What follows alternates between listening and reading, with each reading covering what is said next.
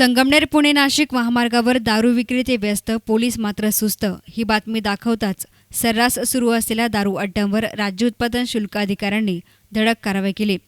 राष्ट्रीय महामार्गालगत 500 मीटर अंतरावर देशी आणि विदेशी बारबंदीचे न्यायालयाचे आदेश आहेत। मात्र पुणे नाशिक राष्ट्रीय महामार्गावर सर्रास दारू विक्री सुरू असल्याची बातमी S9 न्यूजनं दाखवताच राज्य उत्पादन शुल्क खाते खडबडून जागे झाले। संगमनेर निरीक्षक NC परके आणि पथकाने गुरुवारी पुणे नाशिक महामार्गालगत गुंजारवाडी फाटा येथे शेडमध्ये सोपान एकनाथ घोले यांच्याकडून देशी विदेशी 52 दारू बाटल्या आणि इतर साहित्य, तर घारगाव शिवारामधील हॉटेल रायगडमध्ये संतोष पिसाळ यांच्याकडून 106 देशी दारूच्या बाटल्या जप्त केल्यात।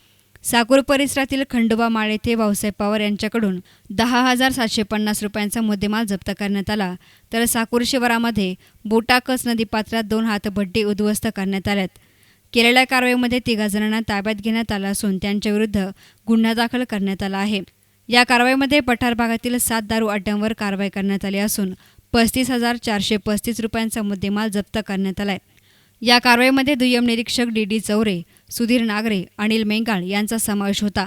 मात्र यातील घारगाव येथील हॉटेल राजगड येथे मागील महिन्यात उत्पादन शुल्क विभागानं कारवाई करत 120 दारू बाटल्या जप्त केल्या होत्या। मात्र याबद्दल काय कारवाई केली हे उत्पादन शुल्क विभागाच्या अधिकाऱ्यांनी अद्यापही स्पष्ट केलं नाही। या कारवाईमध्ये उत्पादन शुल्क कर्मचाऱ्यांनी मोठी तोडपाणी केल्याचा आरोप संबंधित तक्रारदाराने उत्पादन शुल्क मंत्री चंद्रशेखर बावनकुळे यांच्याकडे लेखी तक्रारीद्वारे केला आहे। तर असला कोणताही प्रकार घडला नसल्याचं उत्पादन शुल्क संगमनेर दुय्यम निरीक्षक DD चौरे यांनी सांगितलं।